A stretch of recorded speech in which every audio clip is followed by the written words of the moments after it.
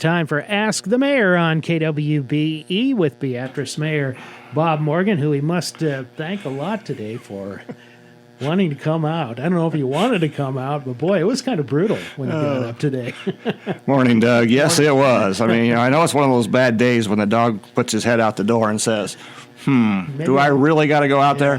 Can I hold it till noon or whatever? Yeah. Or something Well, like no, that? he couldn't. So, Yeah. so we braved the cold weather about 6 o'clock this morning. But no, I'm glad to be here. I said earlier, I retired from the college because I had to come out during cold weather and do a Tuesday mornings. And I said, here I'm right back. And Doug reminded me, no, this is Thursday, so it's okay. Yeah, you traded it for weekly appearances now. What's up with that? But, it's when I got up this morning, and this was coming to work about right around 4 and kind of did a little video around the town, and the graders are already out, the city street crews are out, and we talk about it pretty often, but we probably don't give them enough credit because it takes some organization and dedication to do what they do, because especially when you have a day like today where you have snow blowing around a lot and you get some areas you just cleared get covered up again. Yeah, that's very, very true. But, the streets department, they plan for this, as you know. I mean, you interviewed Jason. Mm-hmm. He does a great job of getting everybody ready to go. And, I think they were by my place, I know, before 7. We're fortunate. Mm-hmm. I think we've always had a really, really good response to snow and snowstorms. And when you think about other communities, and back when I first left Aurora, I went to Lincoln. I lived in Lincoln.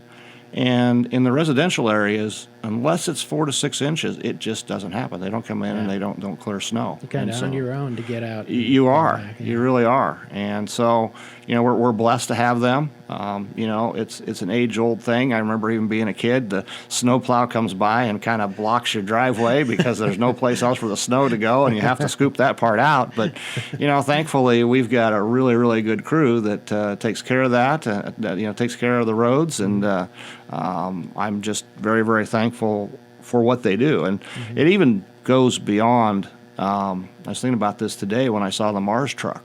It really goes beyond the streets, because now you've got the sanitation folks, whether you're riding on the back of the garbage truck or it's the automated one, they're out and working, so they're cold. Mm-hmm.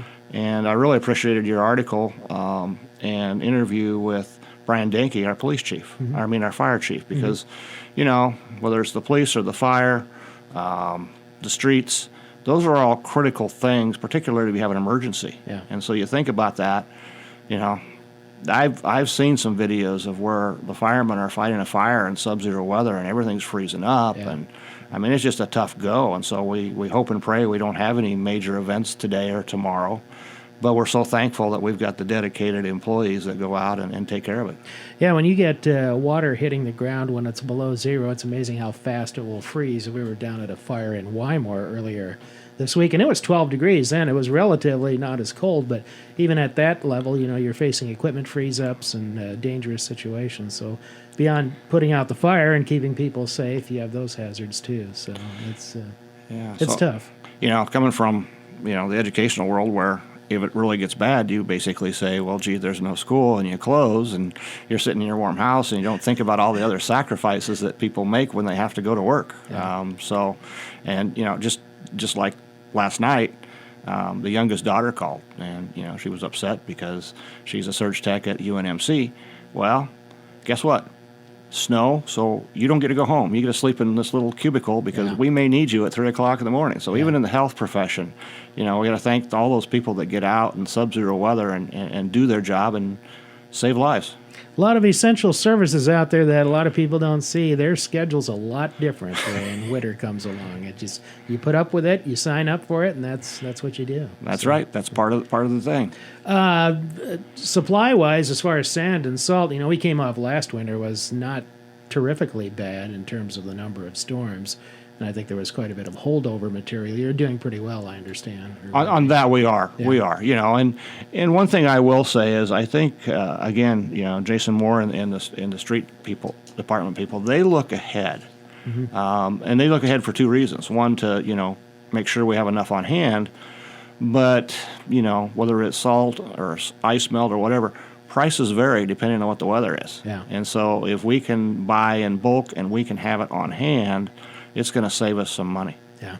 And I think Jason was telling me one time a lot of that salt sand purchase, salt for sure, was made way back in like early to midsummer or sometime around there, because everybody's drawn from the same supplier in a lot of cases around this state. So you have to kind of speak up early or you might be left out in the cold as would be.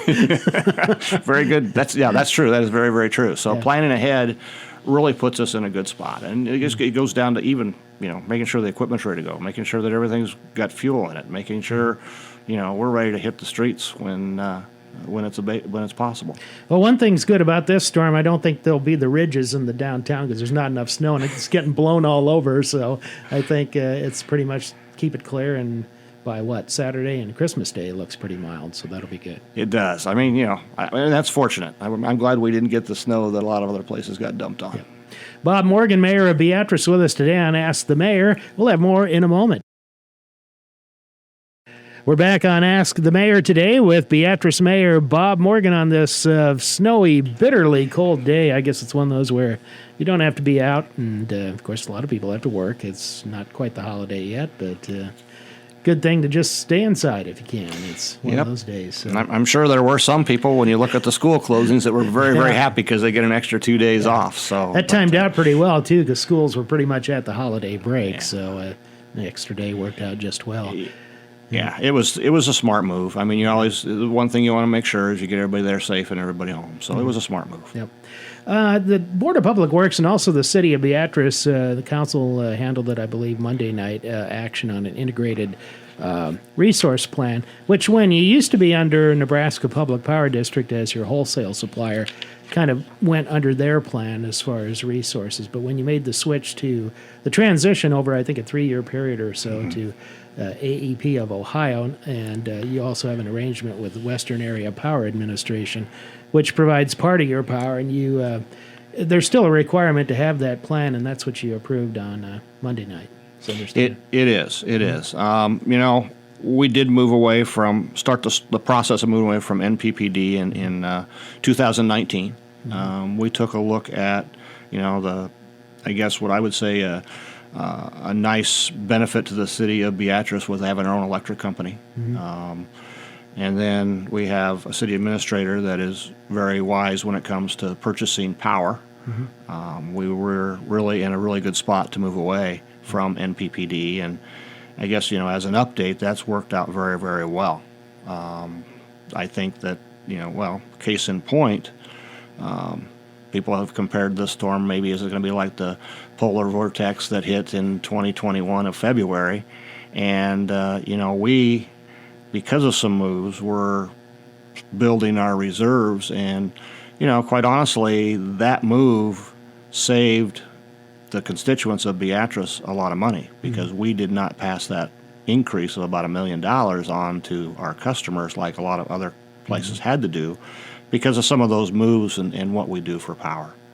With the 5-year plan, it takes a look and says, okay, how much power are you going to use? How much power do you need? And where are you going to get those resources? And I think one of the things that was a surprise to me, I knew we had some wind energy we bought from the Cottonwood facility. But when you look at it, for renewable energy, that's where we're getting 40% of our energy across the grid right now. And so that is really pretty good. The nice thing about buying it from Cottonwood, we also don't have to put up windmills, and we don't have to try to maintain those windmills, and then at the end dismantle those windmills. So there's a lot of upkeep and requirements to those. So buying that energy, it was just a marvelous move for us, and we continue to reap benefits. It's I've seen a sheet of I think it's every 15 minutes or 20 minutes the price of energy changes. Yeah. And so when the winter was mild, the price of course drove down, and now that it's going up, the price goes up. But what we try to do is we put in contracts for fixed rate. And so we're not as susceptible for the big swings that you're seeing, like on a day like today. On the wind energy part of it, too, the one component, side benefit that's neat about it is that, you're helping to reduce greenhouse gas emissions too. And I forget what the number of vehicles and the tons conserved by getting so much power from the Cottonwood project. But, it is a side benefit in this day and age with climate change and discussion about, changes in greenhouse gases and what's in the future. That's not a bad thing either. No, it really isn't. I mean, we've saved a lot of the emissions by moving to 40% renewable energy.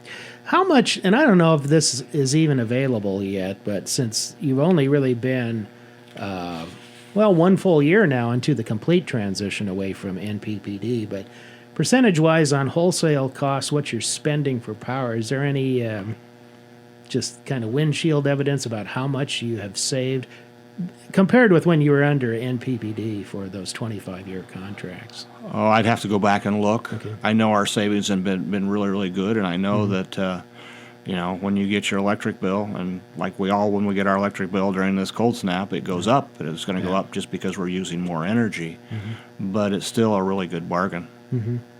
You mentioned that polar vortex. I know there was some warning or caution earlier in the week. I know some Texas utilities were kind of a little antsy about, is this going to be a repeat thing? Because grids there haven't really been able to handle the demand because they have such a huge population. An update on that, as cold as it is right now, it doesn't really seem like we're headed toward that same thing that we were in February. No, we're not. I don't see it's going to be the same event that we saw in February. There could be an event in it any time, but I don't think this one will. I think this one kind of reminds me of, again, it's probably because of the white hair, but it reminds me of a number of winters that we had where I can remember a winter where, it was below zero about December 2nd, and it didn't get above zero until the first part of February. And so, I think this is really good old-fashioned Nebraska cold weather. Yeah. We get used to a lot of temperature swings, and next week's supposed to be in the 20s and 30s, maybe even 40s, so we're back to more normal things. That'll be right. Good. 8:44 is our time, and we'll be back with Ask the Mayor. Mayor Bob Morgan with us today in just a moment. Back on Ask the Mayor today with Beatrice Mayor Bob Morgan. If you have a question, give us a call at 228-5923. We'll pass that question along. One of the items on the council's agenda for Monday night was extending the option for 1 year on 80 acres of property, which is across just to the west of Precise Fabrication in that area there. I know there's some thought about will that at some point be purchased. There is a purchase price on it. I think the option was $2,000 if I remember right to extend it. If I remember right, I think the purchase price is right about $1.2 million. The option for a year is $2,000. The thing that really kind of, first of all, at any point in time, if you can extend your industrial park, it certainly gives you a leg up when it comes to securing new businesses. And 80 acres would probably help us secure even larger businesses in that area, and that helps the city grow. And so, that's why we're looking at that. We looked at that option. One of the things that's holding us back a little bit, in the olden days, that whole 80 acres was under an easement, I think, from Kinder Morgan, part of the pipeline or natural gas there, and it just covers about 10 acres in the kind of almost a wooded area of that 80 acres. It really doesn't hurt a whole lot. But back in the day, I guess they put an easement on the entire 80. And so they have to rework that, and once we get that settled, that you can move forward and put an industry on there on the 70 acres or so that are left, then we'll be able to really make sure that that's a good buy. Yeah. And so my understanding is they're working through that process, and the easement's going to come through where it redefines it to just those 10 acres. So making that option of a $2,000 investment with the possibility of getting that land really puts the city in a good position. I mean, the good Lord's not going to make any more land for us. Yeah. So we have to really take a look at what we can do. We've had some lots sold in the industrial park now, so certainly could use more capacity when it comes to land. And I think the other thing that is really, really good about this, it keeps it right there in the industrial park area. So, I think the option is good for a couple of reasons. Number one, we have the first right to buy it. And then number two, it allows us some time to think about how do we want to pay for that property. And I think if I remember right, you were down to about, 10 or 20 acres of available land for business or industry? I mean, of some size? Seems like that number was I think that's about right. Plus, I can tell you that we've had a couple of strong interest in some places in the industrial park, so it could be less than that, very certainly. When you first came on the council, and, I'm thinking back, even before that, years ago, you saw industrial expansions. Not all the time, but at intervals you saw one fairly regularly. You'd see a company come in and buy ground. Seems like more now it's kind of expanding from within. I know, like, for instance, Exmark, big company in Nebraska, in Beatrice, and they expanded to the former building, a new building for their administrative offices there.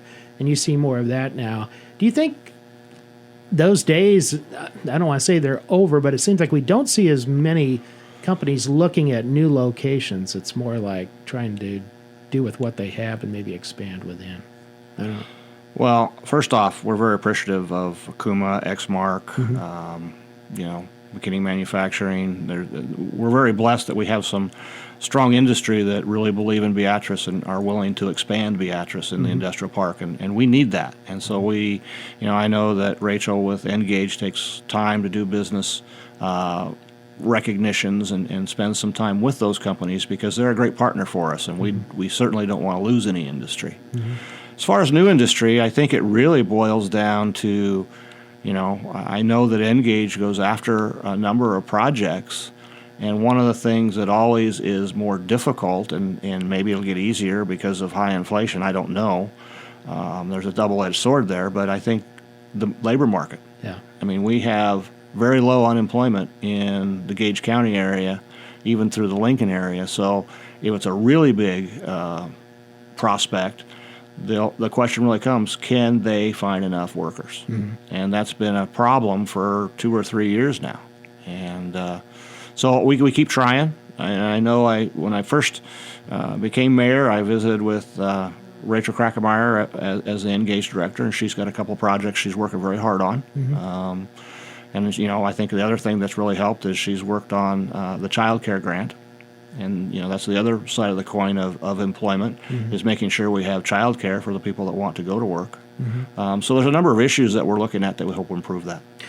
For years and years and years, as mainly politicians at the national and state level promoted that, hey, look at us, we have the lowest unemployment rate in the nation. And that was a nice little thing to hang on the mantle or whatever. But like you mentioned, you got to find people to work, and if they already have a job and they're satisfied in it, the only other thing is to bring in people from outside, or perhaps improve incentives enough to change jobs to get through those workers. Yeah, that's kind of where we've been at for the last 2 years. And so, I think as with everything, it ebbs and flows. I think there'll be some good opportunities with some projects that are coming through.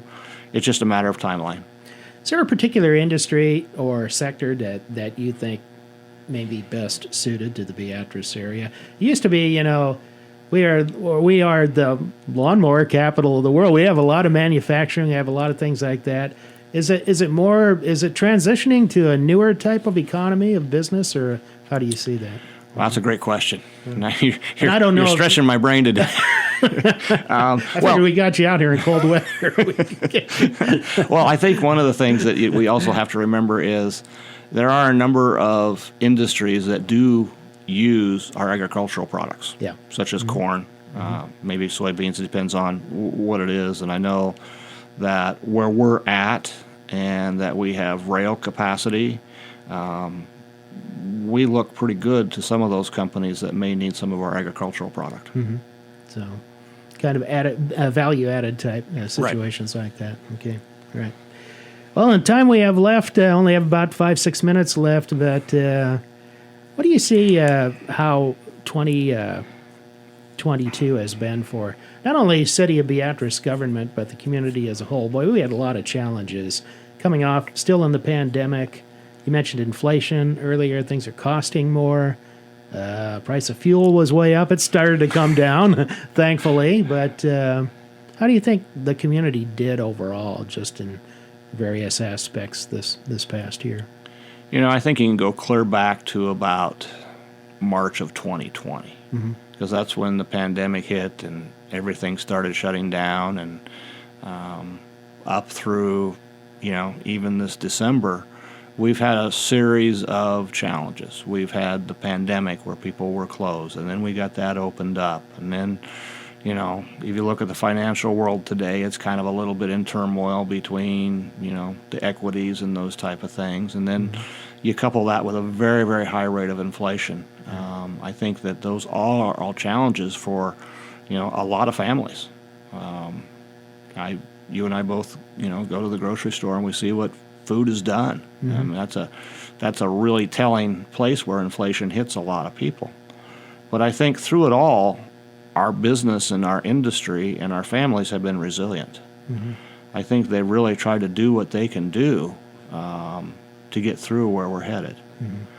And so, I'm hoping that when we turn the corner in January, that things will change and inflation will start slacking off and allow all businesses and industry and families even to set some budgets that they can survive in. Yeah. And because that's, one thing about it is with expenses, you have only so much money coming in, you can only spend so much going out. And so hopefully through some planning, we'll go to turn the corner in 2023.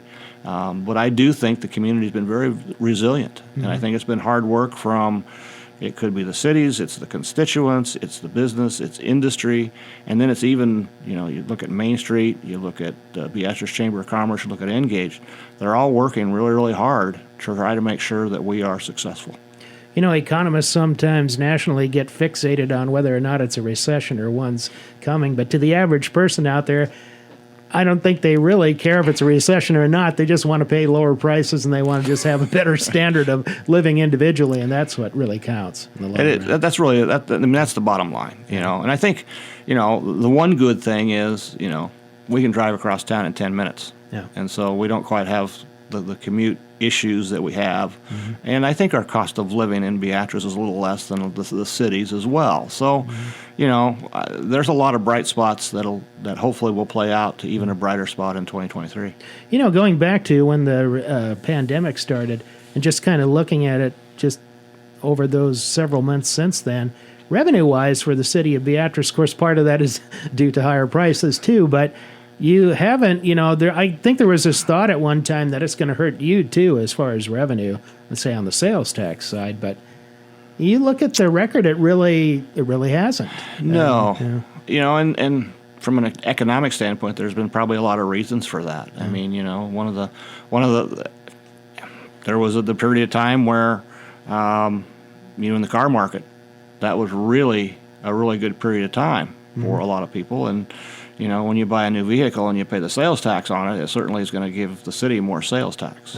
And, I think some other things, too, is I think some people have, and I appreciate this very much, have decided to shop at home. Yeah. And, I think the old adage was for every dollar spent in Beatrice or in Aurora or wherever the community is, it comes back to us sevenfold over. And so the more we can support our local businesses and purchase at home, really the more benefit that we're going to have for our community. And voters even chose to tack an additional half-cent on because they wanted a new fire station, which during the time that occurred is kind of amazing in and of itself that you achieved approval of that, and look what you have today. Well, and timing is everything. I mean, hats off to the constituents that approved that half cent, and we're doing really well on making that up. But goodness gracious, I don't know what it would cost us to build that fire station today. Yeah. And so we built it at the right time, at the right price, and it's just one of those other things that adds to the public safety for our city. To say nothing of the supply chain things you might have run into if it came just a little bit later. Yeah. I mean, timing was absolutely perfect there to really stay on track and get that nice of a building for the price tag we got. Well, since this is the last time you'll be in this calendar year, because we have county government on next Thursday with Eric Tiemann, what do you look for in 23? Some of the same challenges, or what do you think some of the most important things for the city to be looking at will be? Well, it'll be real interesting. We're going to try to set some goals or take a look at setting some goals in January. I'm really anxious to see where that's going to lead. I mean, we got a number of projects that are hanging out there that we've got to start moving forward on. We had the Lincoln Street study. We know that the landfill in the next 4 years is going to fill up, and we'll close that one and open a new one. So we know we've got some big items on there, and we're working on our sewer and sanitation plant. But it'll be really interesting to see where maybe some of the other goals will take us. So I'm really excited to see what, at least in the back of each councilman's mind, are of what they think is important. Yeah. Well, Bob, we appreciate you coming in. Merry Christmas. Happy holidays to you and your family. And we'll try to, next time you come in, have maybe 30 or 40-degree weather at least.